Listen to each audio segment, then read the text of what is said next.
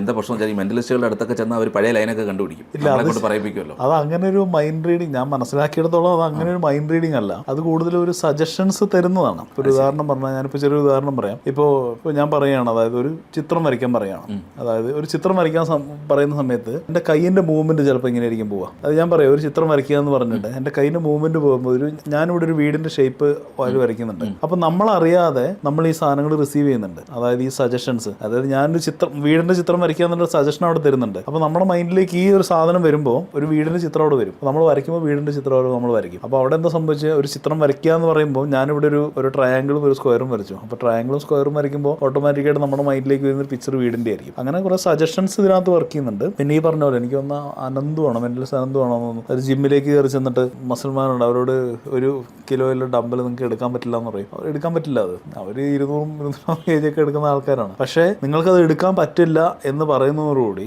അവരുടെ ഉള്ളിലേക്ക് എടുക്കാൻ പറ്റില്ല എന്നുള്ള തോന്നൽ വരുന്നാൽ മാത്രമേ അത് വർക്ക് ചെയ്യുള്ളൂ. ഒരാൾക്ക് അത് എടുക്കാൻ പറ്റില്ല എന്ന് തോന്നി കഴിഞ്ഞിട്ടുണ്ടെങ്കിൽ അയാൾ എത്ര ശ്രമിച്ചാലൊക്കെ എടുക്കാൻ പറ്റില്ല. കാരണം ആ മൈൻഡും ശരീരം കൂടി ഒരുമിച്ച് വർക്ക് ചെയ്യുമ്പോൾ മാത്രമേ അതൊക്കെ ഉയർത്താൻ പറ്റുള്ളൂ. നമ്മൾ നേരത്തെ പറഞ്ഞ പോലെ എനിക്ക് ഉമിനീര് ഇറക്കാൻ പറ്റില്ല എന്ന് ചിന്തിച്ചുകൊണ്ട് നമുക്ക് ഉമിനീര് ഇറക്കാൻ പറ്റില്ല. അതുപോലെയാണ് അത് അവിടെ വർക്ക് ചെയ്യുന്നത്. അപ്പം മെന്റലിസ്റ്റിന് പലതും ആ ഒരു അതോറിറ്റി സെറ്റ് ചെയ്യുന്നു, നമുക്കൊരു ഇത് നമുക്ക് തരുന്നുണ്ട്. അതിനനുസരിച്ച് നമ്മൾ പിന്നെ അതിനകത്ത് ഒബ്സർവേഷനും കൂടെ ചെയ്തിട്ടുണ്ട്.